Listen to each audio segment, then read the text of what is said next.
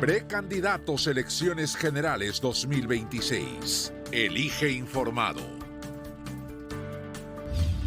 El poder en tus manos. Muy buenas noches y bienvenidos a Prueba de Fuego. Estamos a través de la multiplataforma de RPP en todas las redes y salimos en vivo. Ya estamos acompañados por nuestro primer invitado, que es el señor Víctor Andrés García Belaúnde, precandidato a la presidencia por Acción Popular.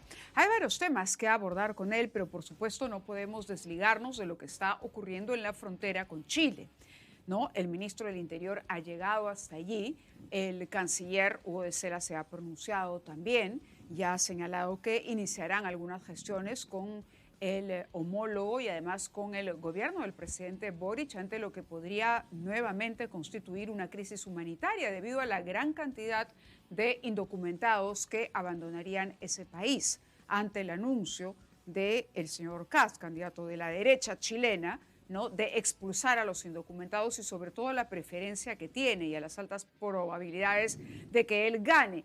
Pero el tema es delicado, ¿no? Ocurre que hoy se declara en emergencia la frontera con Chile y uno escucha las noticias y uno dice, ¿por qué no terminamos de declarar en guerra todo el Perú? Perdón, en emergencia.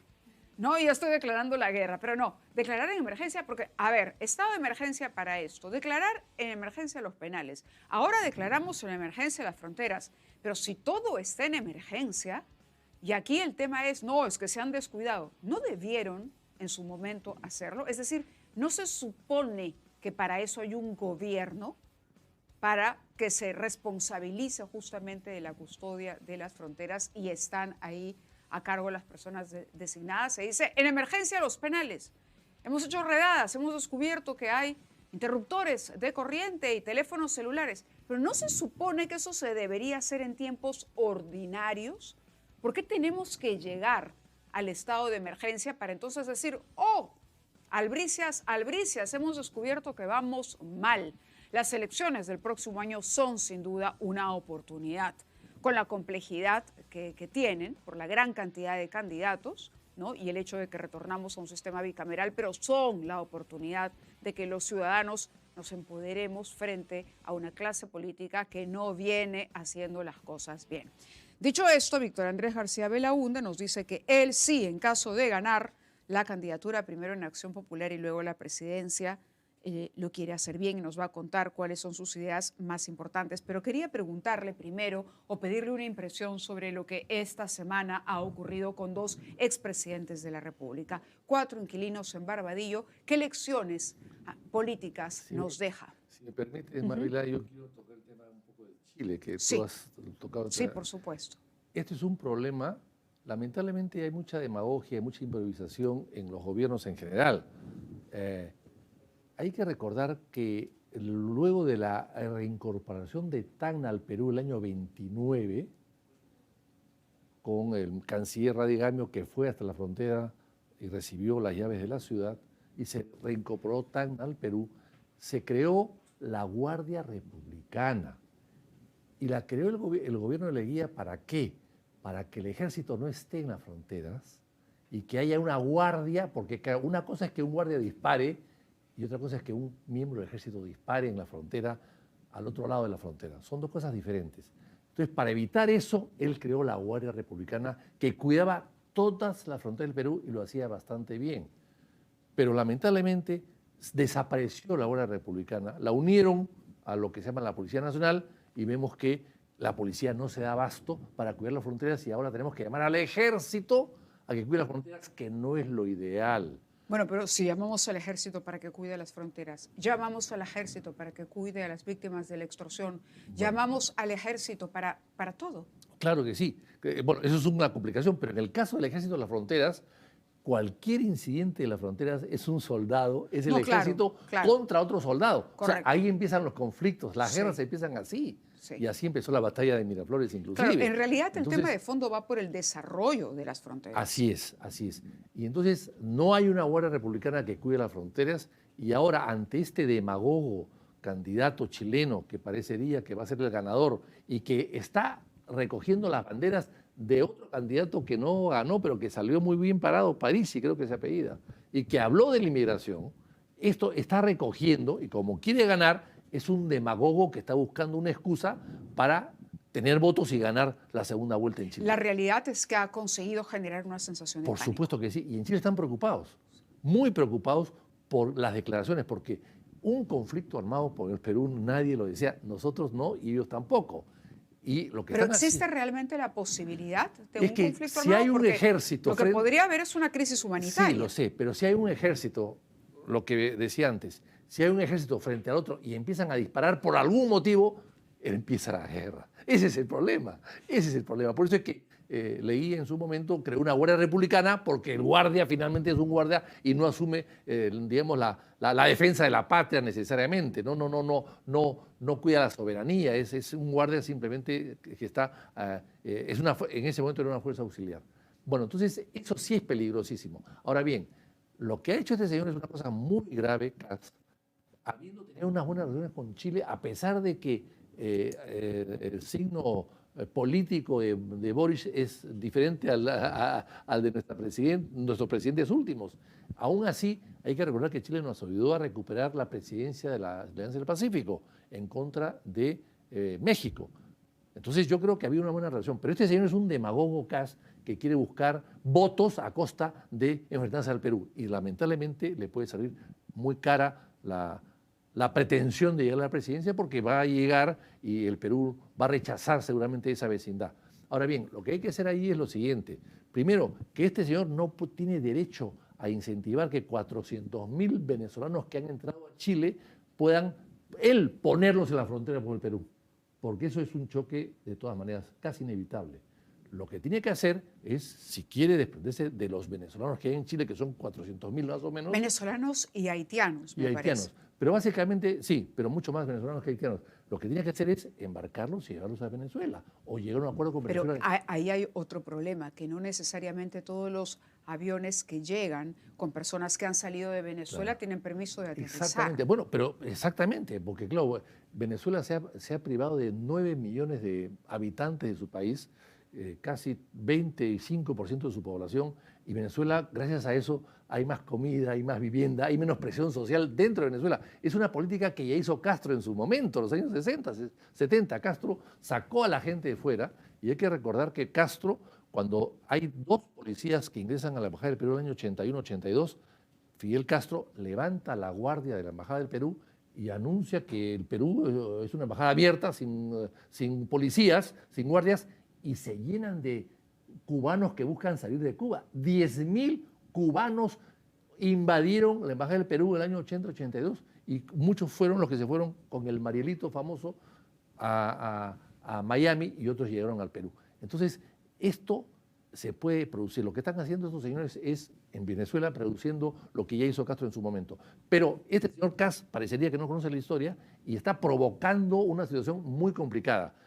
Porque con ese criterio el Perú también podría perfectamente bien llevar ese 1,5 millones de venezolanos que hay en el Perú y ponerlos en la frontera con Ecuador y tener un problema con Ecuador. Y nuestro problema ha sido dejarlos entrar, como el problema de ellos ha sido dejarlos entrar. Sí. No expulsarlos, sino dejarlos entrar. Ese es el problema. Corredor humanitario decían, pero claro, ahí está el inconveniente de la posibilidad de que en efecto, primero quieran retornar. Algunos que hoy eran entrevistados en la frontera decían, no, en las actuales circunstancias, cuando se habla de la posibilidad del ataque de Estados Unidos a Venezuela, en fin, no quieren volver. Y lo otro es que tampoco podrían dejarlos ingresar o retornar. Entonces, tenemos una población flotante que finalmente puede quedar, ¿no?, en el limbo que se establezca ahí en la frontera. Pero que ellos asuman su responsabilidad, los cuiden hasta que la solución de Venezuela se solucione. Parece que se va a solucionar pronto y puedan regresar. Pero de una manera poner ciudadanos que no son chilenos, que no son peruanos, ponerlos en la frontera con el Perú para que el Perú asuma esa responsabilidad y empujarlos hacia el Perú. Eso es un acto hostil que el Perú no puede aceptar. De acuerdo. Ahora, vayamos a esto, a esta semana que termina con sentencias, 2 sentencias que de alguna manera ya se sabía que se iban a producir, sentencias condenatorias. La primera, en el caso del señor Martín Vizcarra, uno escuchaba con atención la lectura de sentencia y entonces se entendía cómo el trabajo del fiscal Juárez Atoche realmente, creo que nadie puede mezquinar el esfuerzo que ha hecho, la rigurosidad en la reconstrucción de los hechos del fiscal para establecer y verificar en efecto y acorralar a Vizcarra y demostrar el cobro de los sobornos. Y lo otro que es también muy importante, sobre todo por el aspecto constitucional, es lo ocurrido con Castillo. ¿Qué opina de la sentencia? Hay quienes dicen que ha sido un tanto blanda en el caso de Castillo. A ver, Mávila, yo quiero recordar que el 31 de marzo del 2016, en un debate que organizó RPP en la Universidad de Lima, donde yo participé con Vizcarra como vicepresidentes de nuestras fórmulas respectivas, estaba Marco Arana, estaba Lourdes Flores, etc. En este debate yo lo acusé de Vizcarra de ladrón, de haberse tirado abajo del hospital de Moquegua, porque había estado en Moquegua, algo me que acuerdo, algo que no hicieron. Era el debate de los vicepresidentes, de candidatos a vicepresidentes. Que lo organizó RPP, el primero y único en la historia del Perú. Deberían volverlo a hacer, yo creo, es una buena idea. Ahora que los vicepresidentes cobran tanto protagonismo. Claro. Y que pueden ser presidentes, porque estamos acostumbrados a que ellos reemplacen al presidente últimamente. Pues bien, este debate, yo le dije, claro, porque yo había pasado por Moquegua y había visto destruido un hospital construido 20 años antes para hacer uno nuevo, y lo había destruido un gobernador que era constructor. Todo eso fue un tufillo de corrupción. Y empecé a investigar y me di cuenta que efectivamente había eso. Es decir, Moquegua no es Manhattan, donde la tierra no existe y hay que aprovechar cualquier metro cuadrado para hacer un nuevo edificio en edificios viejos. La prensa moqueguana también algo le había hecho. Sí, también le había puesto la también le había puesto la mira, pero no había sí. una campaña dura contra él. A partir de ahí se empiezan, yo pido que se investigue inclusive en la Comisión de Fiscalización, y algo se empieza, pero no hubo mucho tiempo. Pero en todo caso, lo cierto es que de esa época ya se sabía que el señor Vizcarra era un corrupto. Y después viene el aeropuerto de Chincheros en Cusco, donde se le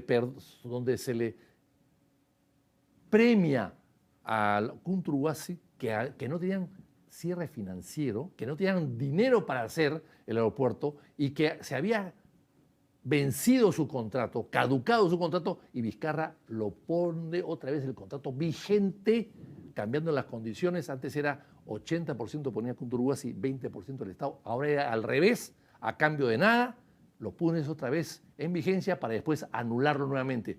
Y esos señores del Cunturhuasi recurrieron al CIADE y han ganado un juicio por 91 millones de dólares. ¿Y ahora que el Perú tiene que pagar, sabiendo que el Cunturhuasi tiene además, a través de sus mismos accionistas, 4 aeropuertos más en el Perú que los maneja muy mal.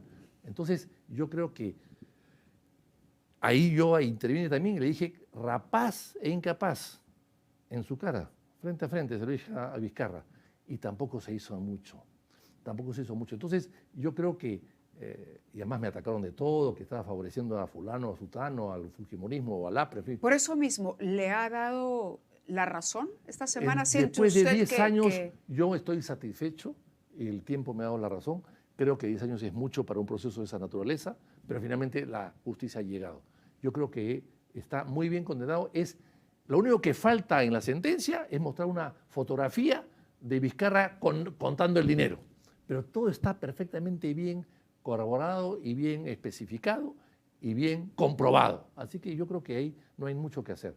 En el caso de Castillo, sí, yo creo que ha habido una sentencia un poco benigna en cuanto a la inhabilitación. Que es por 2 años. Que es por 2 años. Porque no se trata solamente de un delito que es de usurpación, conspiración, en fin, es difícil en todo caso ubicarlo, porque no se habla de un delito de golpe de Estado, evidentemente, ¿no? Y ahí se ha hecho una interpretación interesante. Pero lo que no dicen los jueces es que es un atentado contra la democracia, contra el Estado de Derecho, un golpe de Estado, aunque sea frustrado. Y por tanto no puede permitirse que vuelva a gobernar o vuelva a pretender gobernar un hombre que no cree en la democracia y que atenta contra el Estado de Derecho. Y en ese sentido, 2 años es muy poco. Cuando conversábamos sobre este punto en particular, con esa misma sensación el día de ayer con el doctor Julio Rodríguez aquí, él decía que eso iba a ser imposible. Es decir, aunque cuando se termine el periodo que se ha establecido para la inhabilitación, la pena se tiene que cumplir en su totalidad. Pero hoy por la mañana ya había posiciones divididas Es decir, en tanto el delito no ha sido el de rebelión, sino conspiración, aun cuando incluso hay un voto singular de uno de los magistrados que habló de tentativa, porque ya había entrado, era un paso más que la conspiración, la tentativa, cuando se convoca a la prensa del Estado y se empieza a citar al gabinete, ya no era solamente la reunión de los conspiradores. Se ha dicho que sí se podría acoger a beneficios penitenciarios y que esto le permitiría salir de prisión. Ahora, habrá que esperar qué es lo que dice la Suprema, pero, entre tanto, los juristas están divididos. Sí, sí, bueno, es que el derecho no es matemática, pues. Hay diferentes interpretaciones, sí, pero lo cierto es que fue un intento de golpe de Estado, un señor vestido con el uniforme, con la banda presidencial, con las insignias de jefe de Estado y de jefe de la Fuerza Armada, que sale un mensaje a la nación oficial por la cadena de televisión del Estado y que dice, voy a cerrar el Parlamento, vamos a cerrar. Ahora, me gustaría... Eso es un golpe, claro, es un golpe. Cuando le he preguntado a los congresistas, incluso al señor Fernando Rospigliosi, sobre la inhabilitación de Castillo, dicen, bueno, es que los trámites son muy lentos en el Congreso. Permítannos sospechar, porque cuando el Congreso quiere aprobar algo, lo aprueba. Es verdad. Entonces, hay algo detrás. Yo no sé, pero por Mire, lo menos podemos hacernos la pregunta si hay algo o algún sí, tipo de motivo por el cual no se inhabilitó a pesar de la gravedad de la situación, así como se le vacó. Inmediatamente no se produjo al día siguiente el debate de la inhabilitación. Exactamente, se le vacó rápidamente, como tú bien dices, a la semana o al mes siguiente ha debido verse eso en el Congreso, inhabilitarlo rápidamente. Han pasado 3 años y algunos dicen, es que no había los votos. ¿Cómo no va a haber los votos? Bueno, los votos se buscan, también se buscan, sí, ¿no? Se buscan y se intentan. Si no una vez, habrá una segunda vez. Pero lo que no puede hacer el Congreso tiene que defenderse a sí mismo. No es posible que el Congreso hace poco también rechazó la acusación contra Betsy No llegaron, Chávez. no alcanzaron los votos. El Congreso votos. tiene que defenderse a sí mismo. Si no se defiende el Congreso, si el Congreso no defiende su fuero y su autoridad, ¿quién lo va a hacer? ¿El pueblo que no les gustan los parlamentarios, que critican tanto a los parlamentarios?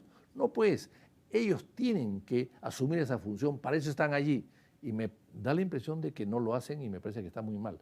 Pero en el caso de Castillo, Castillo dio un golpe de Estado frustrado que no pudo consumarlo por su propia torpeza y debilidad, y además por haber confiado en Betsy Chávez, que es muy mediocre, y en el señor Aníbal Torres, que está senil, bueno, evidentemente no había posibilidad de tener mucho éxito, evidentemente, ¿no?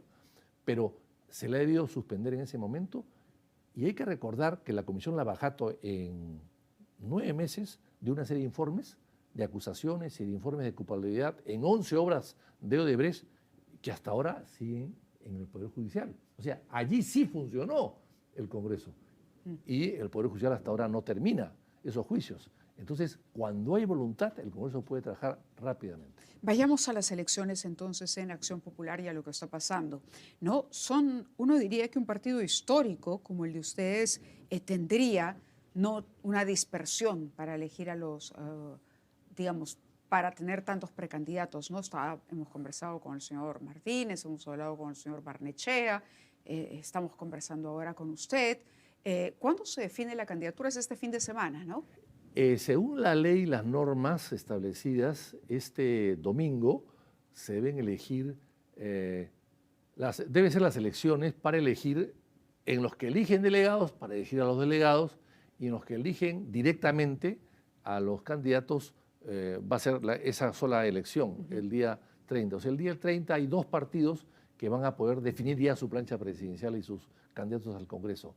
En el caso de los otros partidos, entre los que está Acción Popular, que tienen una elección, digamos, indirecta, van a elegir los delegados este domingo, y esos delegados durante la semana van a tener que reflexionar y el próximo domingo elegir a sus respectivas planchas. En la eventualidad de que llegara, supongamos se convierte en candidato de Acción Popular y al final pasa a la segunda vuelta y finalmente logra la presidencia de la República, ¿qué haría en los primeros 100 días? Yo creo que empezar a formar comisiones de estudios de reformas del Ministerio Público, del Poder Judicial hay comisiones ya. Bueno, pero no están funcionando, no las conocemos por lo menos. Que Hay se un sepa. avance en el Congreso de Bueno, la comisión de Mari Carmen Alba. Sí, sí, bueno, la usaremos Para la como, reforma como de la base, justicia. como un texto base, ¿no?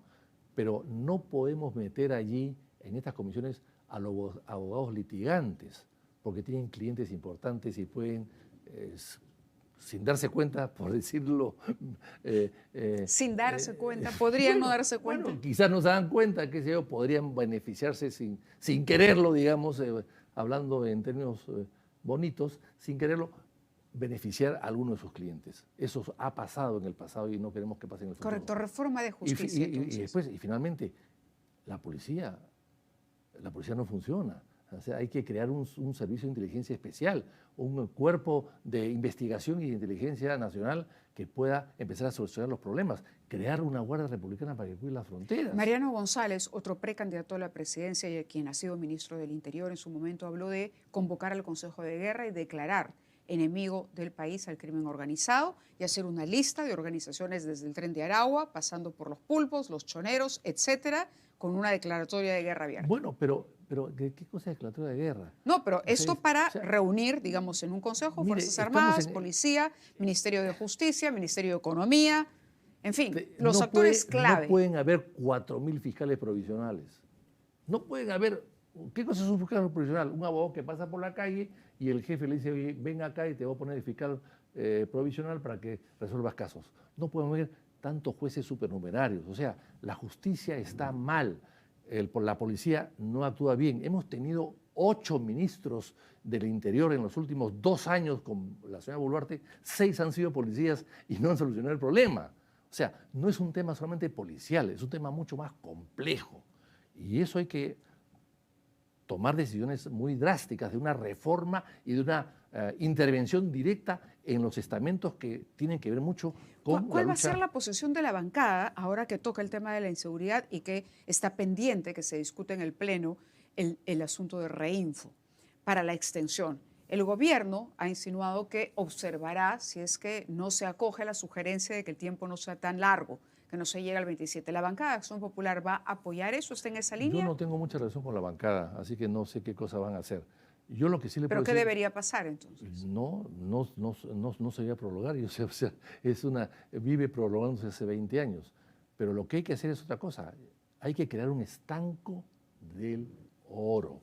Como había un estanco del tabaco antes, un estanco de la sal antes, un estanco de la coca antes. O sea, el Estado tiene que intervenir directamente. Tiene 450 agencias del Banco de la Nación en todo el Perú. Tiene el oro, está en todas partes. Hay 12.000 millones de dólares en oro que se va a las fronteras y no pagan ni un solo impuesto y además se va de una manera irregular. ¿Le pediría a Julio Velarde que se quede en el BCR? No. No. No. Todas personas cumplen su ciclo. Él ha hecho una gran labor, pero creo que hay gente joven, preparada, que puede reemplazarlo. Hay que recordar que hace 15 años yo discutí con él y le dije cuánto de oro hay en las reservas del Estado. 4%. Ahora le he vuelto a preguntar, ¿cuánto tiene de oro el Perú en la reserva del Estado? 4% después de 15 años. Han pasado 15 años. En 15 años el oro ha subido 300% y el dólar se ha devaluado 54%. Y tenemos dólares. El oro sube y el dólar baja. Y yo recuerdo siempre la frase de JP Morgan que decía, las verdaderas reservas son el oro. El resto, los billetes, son papel.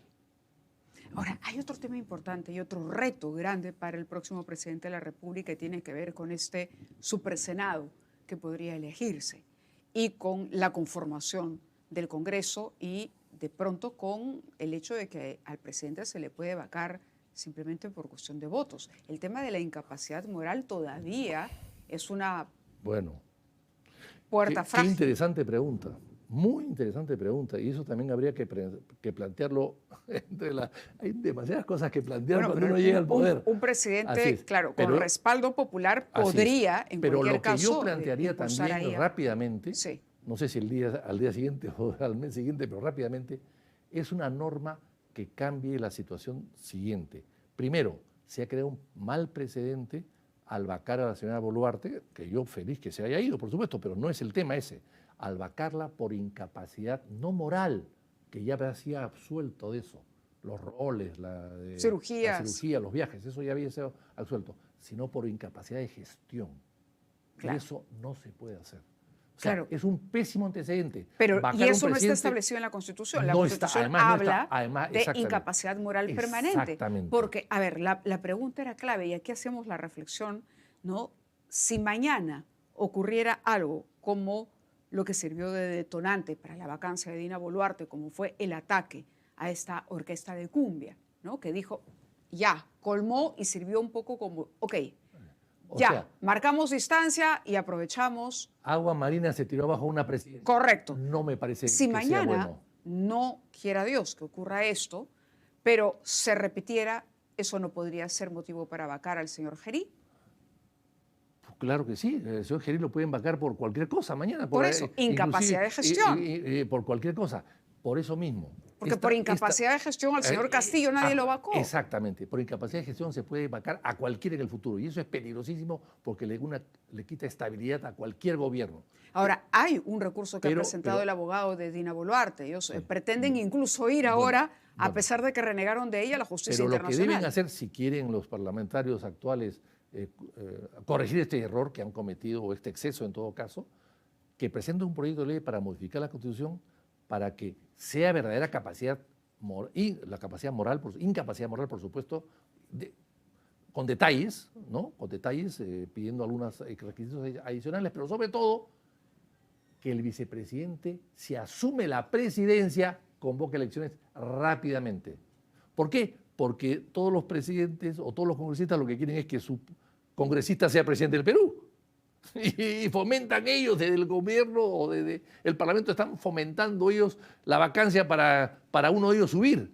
O sea, es un incentivo perverso esto de la vacancia. ¿Gerí es una continuación o es un brazo del Congreso en Palacio de Gobierno? Es la continuación de lo mismo, pero ahora manejado por el propio Congreso. O sea, el Congreso estaba en un vehículo de pasajeros, donde el piloto era la señora Boluarte. Ahora han sacado el piloto, han sacado el chofer y han puesto a Gerí. Pero el ómnibus sigue siendo el mismo y los pasajeros siguen siendo los mismos. De acuerdo. Muchas gracias, Víctor Andrés, por estar con nosotros esta noche. Y mucha suerte. Gracias.